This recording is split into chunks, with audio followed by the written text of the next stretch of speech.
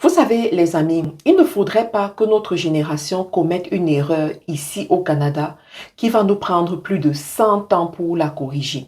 Il s'agit de quoi?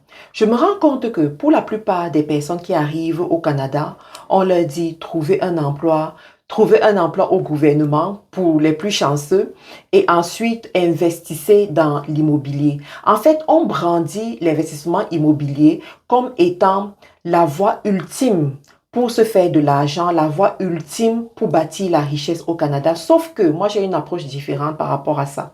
Je sais que l'immobilier, c'est vraiment le moyen qui te permet de fructifier l'argent que tu as accumulé ou alors qui te permet de sécuriser ton argent. Sauf que pour des communautés comme la nôtre, pour des personnes qui sont venues en Occident pour se chercher, pour changer leur vie, pour changer la narrative, je pense que l'immobilier ne devrait pas être la seule chose où nous allons miser tous nos œufs. L'immobilier ne devrait pas être l'endroit par lequel nous pensons seulement commencer. Non.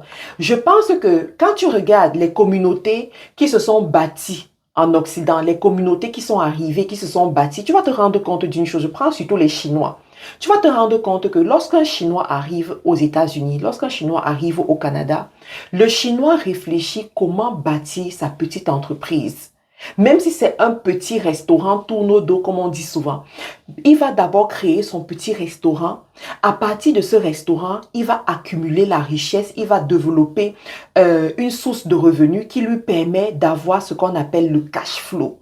C'est à partir de ce cash flow qu'il va aller injecter l'argent dans l'immobilier et continuer à développer des entreprises qui lui permettent d'avoir le cash flow. Mais qu'est-ce que je remarque dans notre communauté? C'est qu'on fait les choses différemment en fait.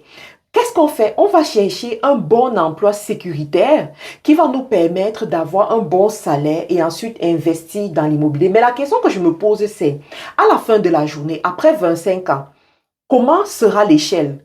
Qui va dépasser l'autre? Parce que ce que l'immobilier t'aura permis d'avoir pour toi, comme comme ton argent, en fait, après 25 ans, ça n'a pas, en fait, ça ne correspond pas, ça ne peut même pas tutoyer ce que la personne qui aura choisi d'investir dans l'entrepreneuriat d'abord pourra avoir. Je t'explique. Toi qui investis dans l'immobilier, n'est-ce pas?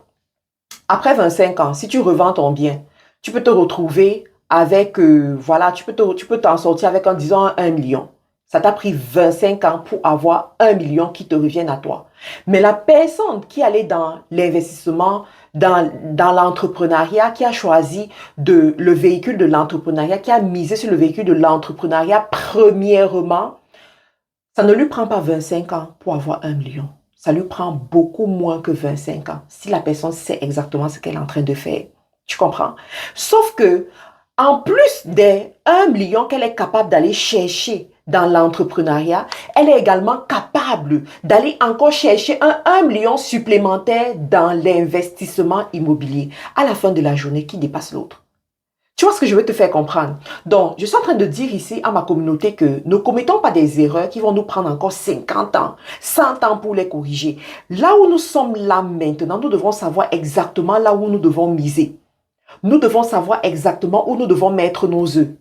Il faut savoir que nous sommes un peuple résilient. Nous avons la force, nous avons la niaque avec nous. Nous sommes jeunes pour la plupart. Utilisons cette jeunesse pour miser là où ça compte réellement et non s'épuiser et non perdre le temps pour un jour se réveiller et le temps est déjà passé et déverser nos frustrations sur nos enfants. Anyway, c'est ce que j'avais à vous dire aujourd'hui. À bon entendeur, salut. De plus en plus, je ferai ce genre de vidéos. Si tu n'es pas encore abonné, abonne-toi et puis on aura ce genre de conversation. À très bientôt.